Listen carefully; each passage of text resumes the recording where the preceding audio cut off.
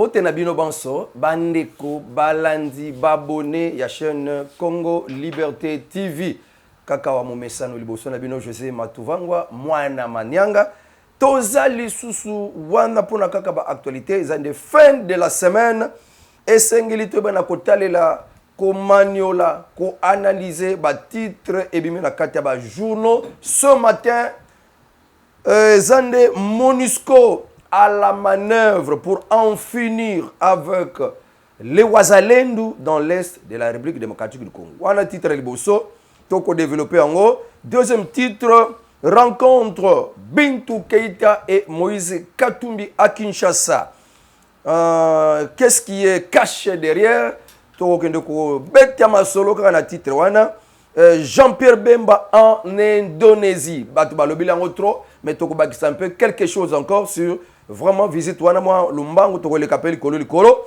Fachi déclare pourquoi nous sommes adhérés à l'EAC.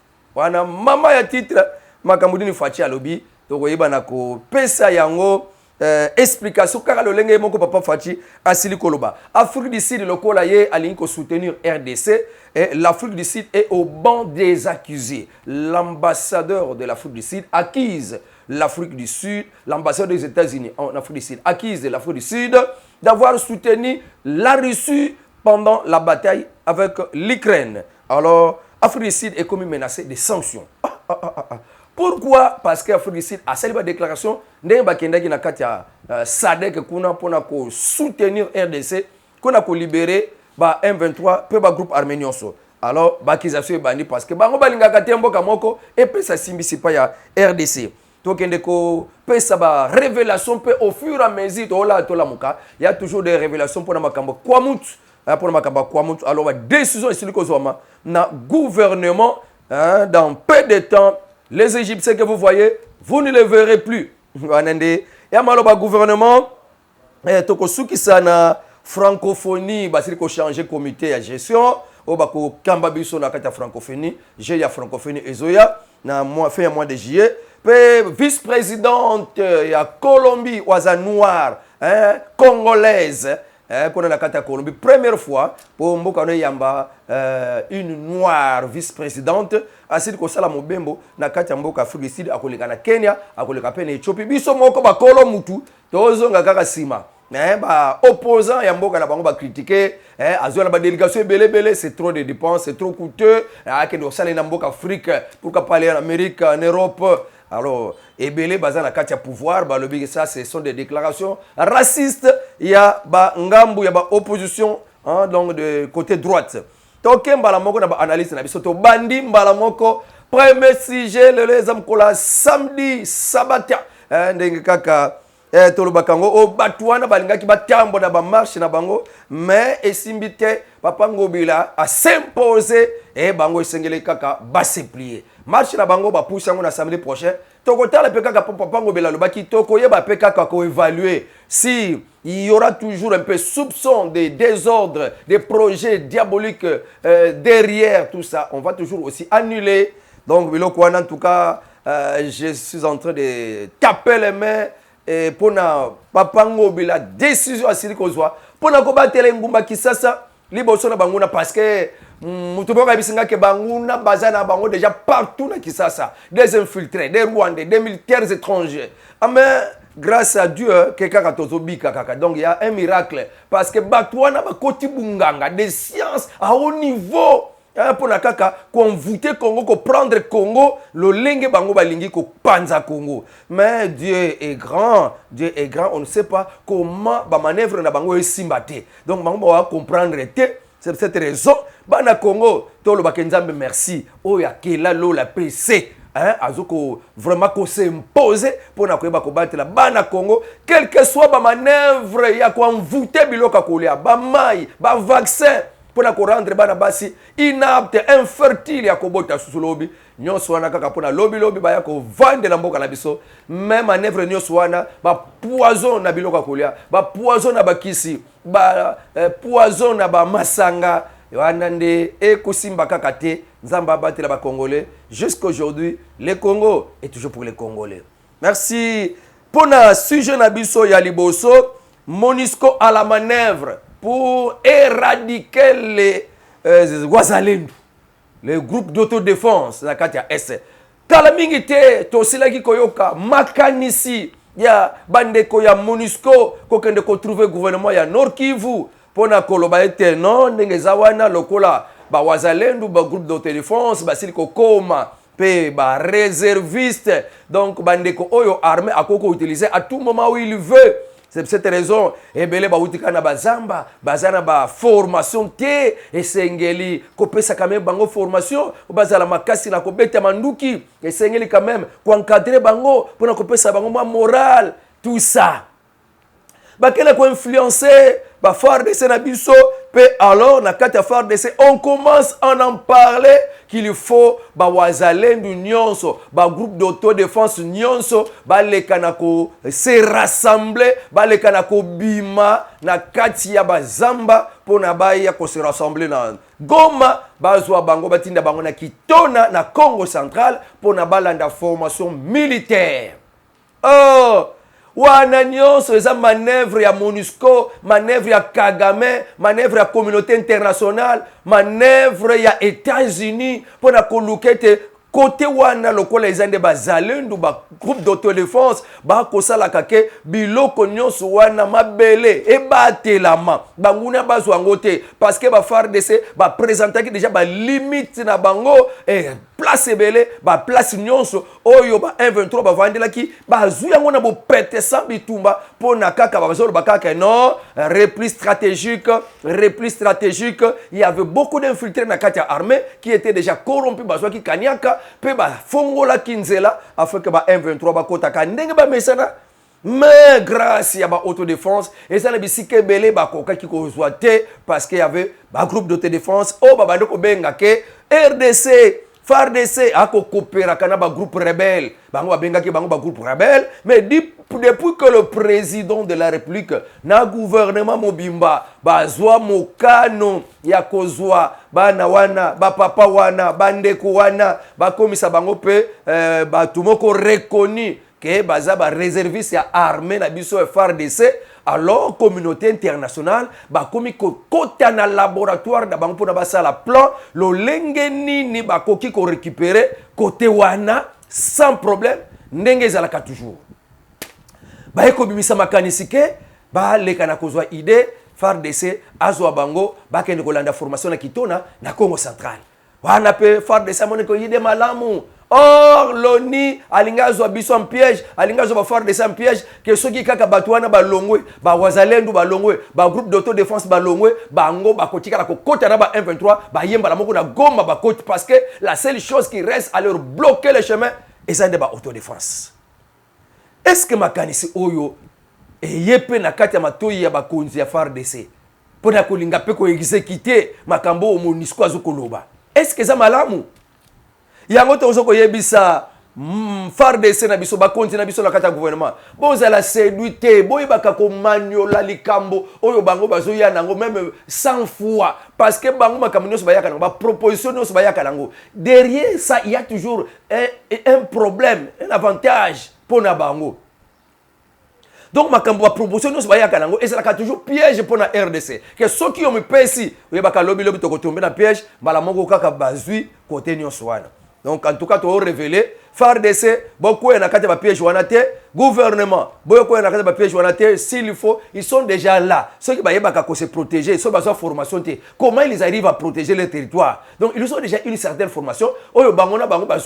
Si c'est comme ça, que FARDC, bâtir la formation sur place, là où ils sont.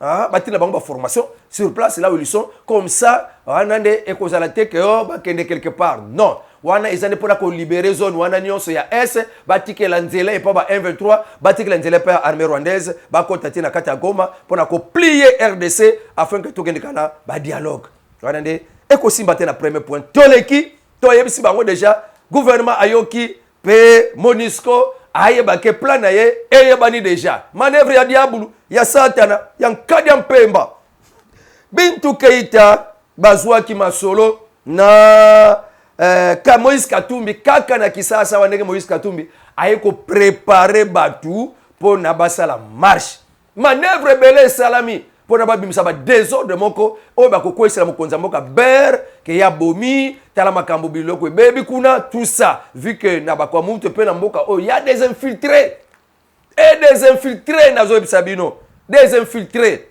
Donc soki kaka marche wana mekaki ko salama il y aurait des infiltrés balingaki ba bima basala ba dégâts au nom que ezande ba soda ya présidence ba soda ya mboka ba basali bongo. Or balinga ba manipuler ba militaire na bango ba bombama balinga ba ya kosala ko bebisa ko beta masasi ko bomba batu au nom ya ba militaire ya gouvernement. Donc wana ba timbela ngo déjà ba bi jamais to kotana tid to ba ndenge nini to ko sécuriser nanu mboka. Alors Jean-Pierre nani papa oyo Bintou Keïta akeko kutana na Moïse Katumbi. Ils ont eu une séance de travail, Bintou Keïta avec Moïse Katumbi. Ils ont échangé sur la situation sécuritaire du pays. On dirait président, Bintou Keïta a changer na Moïse Katumbi, situation sécuritaire. Na Moïse Katumbi, ça quoi dire pour la situation sécuritaire? Moïse Katumbi, banda to banda, nanu aloba iloko moko te contre Kagame. Nanu aloba iloko moko te contre agression ya mboka na biso Congo. Et tangu kutu Kagame aloba ki kezala mabele na Congo, il faut ezonga na Rwanda. Moutunaye, il y a communication. Il avait soutenu que Kagame, c'est que Kagame a dit, a raison.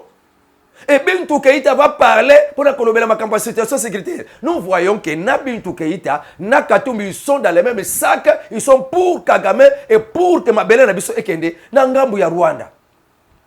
Donc, la MONUSCO wana, des MONUSCO wana depuis 1999.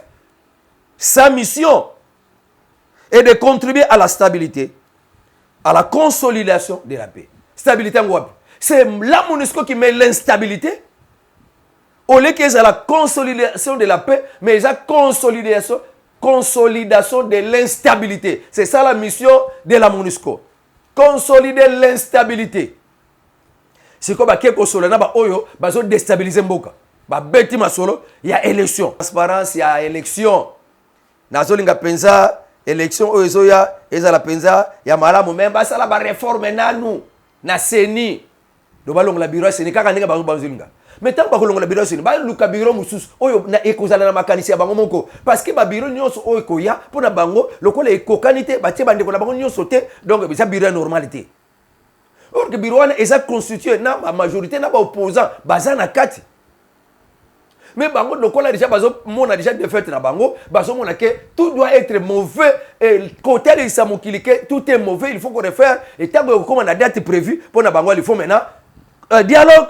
Allez toke na kati ya transition ne eloko bazala bona mbana mutu yango bazo linga ko perturber ko déranger tout ko incriminer tout ko disqualifier tout.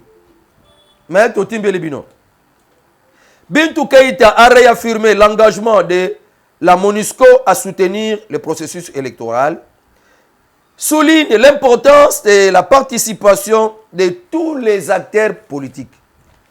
À ce qu'on souhaitait participation, il y a des acteurs politiques nyonso. Dans la société civile pour assurer les élections crédibles et transparentes. Les deux personnalités ont exprimé leur engagement à travailler ensemble pour garantir les élections libres et justes en 2023. Bayokani ensemble, va travailler ensemble. Donc, Bintou Keïta est maintenant de l'opposition parce que Bayokani va travailler ensemble. Donc, gouvernement, donc nous la majorité, ils sont dans l'union sacrée. Bintou Keïta avec sa MONUSCO ne sont pas de nous, ils sont de l'opposition et nous devons les traiter comme opposants. Biloko na bangwan. Yemoko to traité comme opposante, mais groupe naye nyo soto traité bango comme des opposants parce que bango balobi ba ko travailler ensemble avec Moïse Katumbi, le leader de l'opposition. Hango ne ko beta melanga et pas ya gouvernement, zoa Bintou Keïta comme membre de l'opposition parce que ba yokani de travailler ensemble. Bayokani makamba est ekolekani bayokani ndengeni bakoteka est ndengeni bakozwa est lobi ntango Moïse comme président ndengeni akosala bayokani bango biloko nyonso wana ndenge bakesola kuna. OK, troisième, Jean-Pierre Bemba nakati ya Indonésie, une nouvelle étape pour la coopération militaire coopération en matière de la défense. Jean-Pierre Bemba en mission officielle en Indonésie depuis le 11 mai 2023. Ça, c'était pour renforcer la coopération bilatérale entre les deux pays dans le domaine de la défense et de la sécurité. Reçu par son homologue Brabo Subianto, au ministre de la Défense Yamboka Indonésie, la visite a été marquée par la signature d'une lettre d'intention entre les deux pays. Lettre où il y a coopération, le lengeni la coopération que vous allez là, il y a une lettre d'intention qui signé qui a coopération, il y a manouki, il y a armes, il y a munitions. RDC, alors on a quatre il y a M23, il y a groupe rebelle nyonso. Yango papa Jean-Pierre Bemba komeliwana. Parce que papa Jean-Pierre Bemba connaît la rébellion. Batoele ba sepela tendenge ye aya na kati ya bokonzi.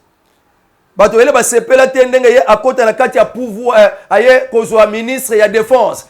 Plusieurs des occidentaux n'étaient pas contents de voir Jean-Pierre Bemba être nommé comme ministre de la Défense. Parce que bah, que comment RDC et Sengeliba nommé Moutumoko, Azalaka n'est rebelle, mais celui qui était rebelle connaît bien les rebelles. Il pouvait combattre bien maintenant les M23 qui sont des rebelles, qui sont des terroristes. C'est pour cette raison, président de la République Fachi Beton, Koyeba, le Lengeni Kabila manœuvre, Azosala, pour que baby Samboka, Ayebi ke Moutako faire face na côté de défense, Ezaka Kane, Jean-Pierre Bemba, à faire face contre le groupe rebelle Nyoswana. C'est pourquoi il faut l'homme qu'il faut à la place qu'il faut. Alors là, il faut Jean-Pierre Bemba Kaka. Dans la démarche de l'acquisition des avions et des chars de combat, Yango, yé asili kokenemboka Indonésie. Des chars medium, ba chars oyo babengi medium, oya fabrication indonésienne. Yango esengeli ya mboka Congo, RDC. Afin de renforcer la logistique militaire ya mboka nabiso RDC. Papa Jean-Pierre Bemba ba kotisie na ba usine oyo sala kamanduki. A koti na kati ya izini oyo esalaka manduki, ameki munduki liboso bakanisaka ke civil. Ameki munduki ameka kraka. Bateli, oh papa oyo. Yo yebile ndenge nini? Bazotala kaka. Ba koti côté ya ba char de combat. Char de combat oyo ezaki so côté on dirait elongi ya ndoki. On dirait elongi ya ibu. Char moko esalama lokola kaka carte ya RDC ndenge ezali. Yango basalango déjà pour na compte ya RDC. Papa Jean-Pierre Bemba mati. Hey! Oyo adanze. Donc a beti ba biloko ngonyo so azadange. Bali ba pese biloko ya mwaka labité, bo pese biloko ya 2022. Ah, il y a 2022. Ne papa Jean-Pierre Bemba sili ko récolter biloko nyo swana. Maintenant, on va voir l'étape suivante parce que essayer de commettre fin une fois pour toutes, quelles que soient des manœuvres ya ba Kagame, ko ba kosomba mabele na Brazzaville, kosomba mabele na Angola et comme la bango ba base arrière pour na ba ya ko panza Congo, mais en tout cas na Sirebino, mboka papa Kimbangu, la victoire est certaine.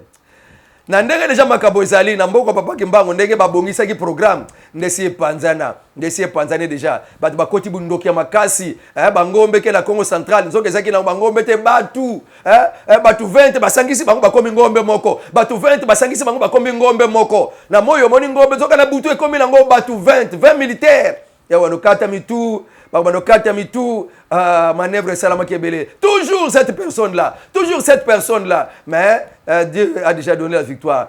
Bitumbesi lango déjà.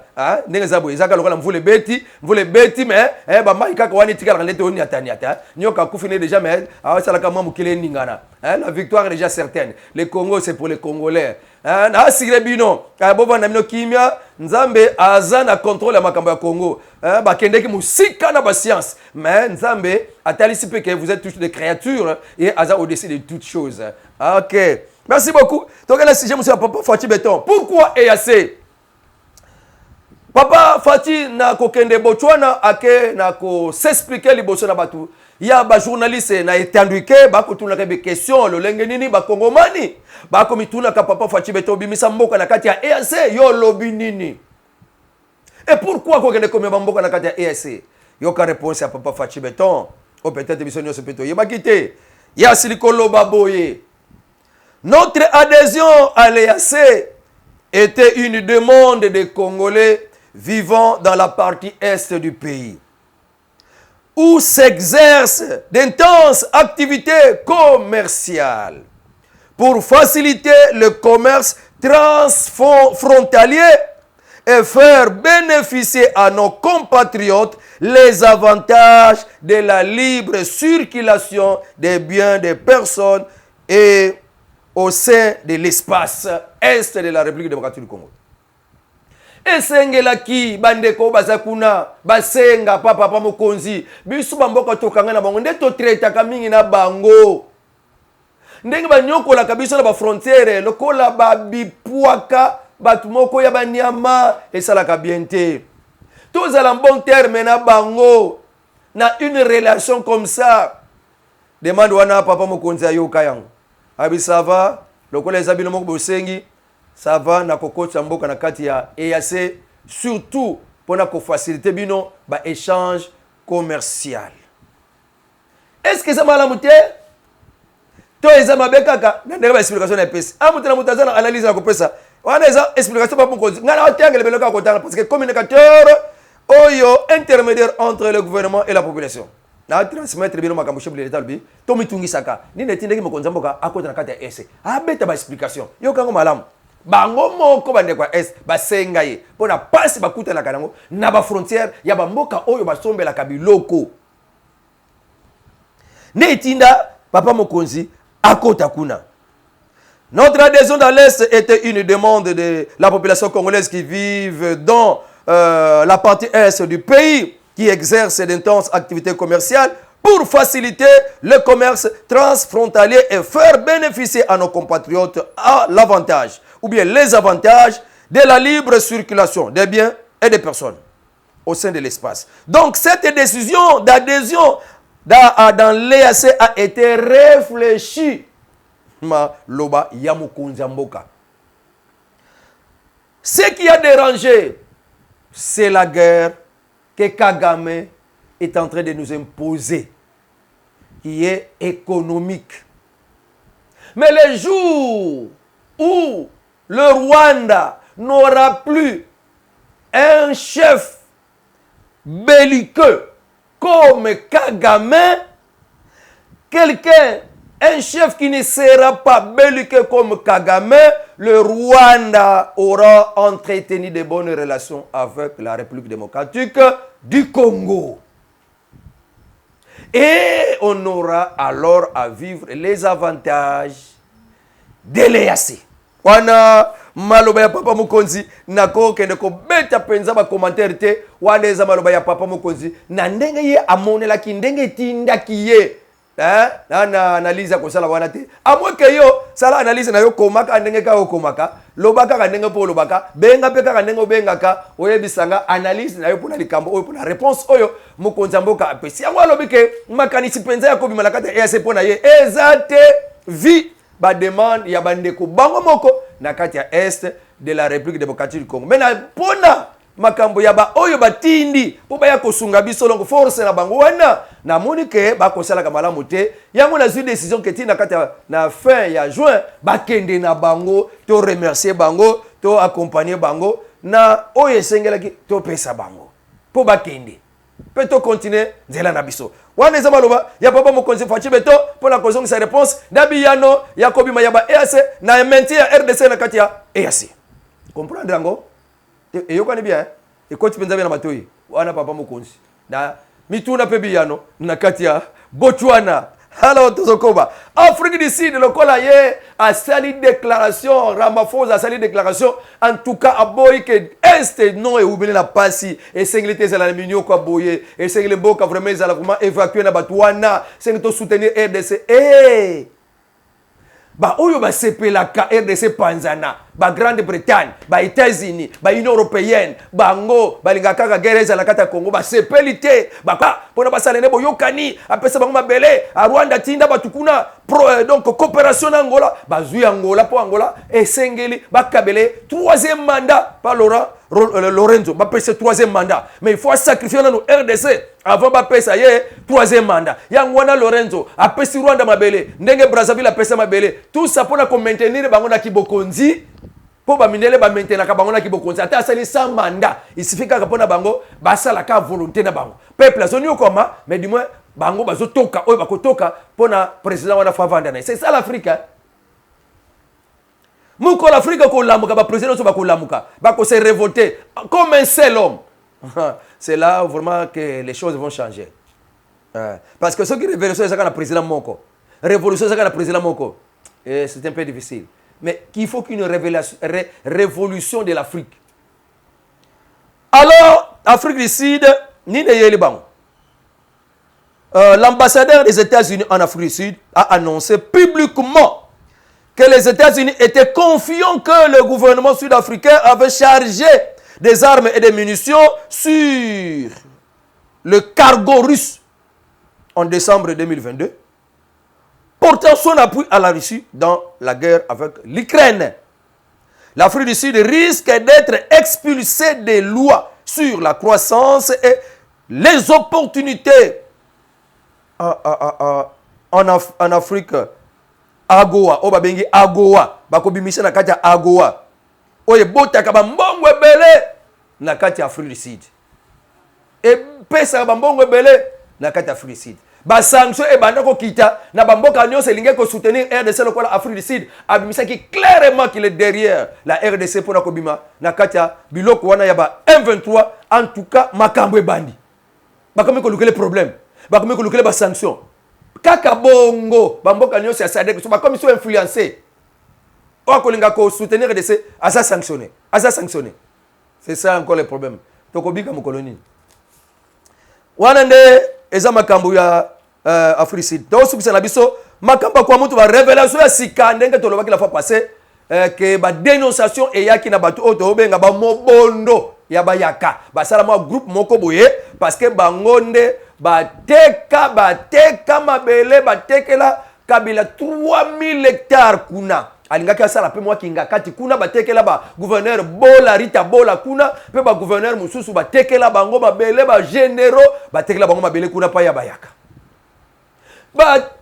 bateke siko balingi te balingi teke kinga kati ekoma pe kuna po eza pasi bilisika na bango basalelaka alors bambobondo wana ya bayaka influencé par Kabila kinga kati ba armée bango pona baboma bateke nde makambo sike bandeli alors ba chef coutumier lokuta nde bango bateka kama bele kuna bakangi bango ba chef coutumier lokuta chef coutumier moko bakangi o penza zo ka renfort na kinga kati bakangi pe bande ko musu basiri ko kanga bango et gouvernement asiri ko so ba mesures nécessaires pona makambo kwa mutu pona makambo kisangani ba désordre wana les Égyptiens que vous voyez aujourd'hui vous ne les verrez plus jamais alors ben nouvelle révélation bakangi déjà ba chef coutumier lokuta pe ba dévoiler makambo ebele otokolo bananu na kati etandu ikete tozela kaka total parce que pour le moment en tout cas la justice congolaise est mise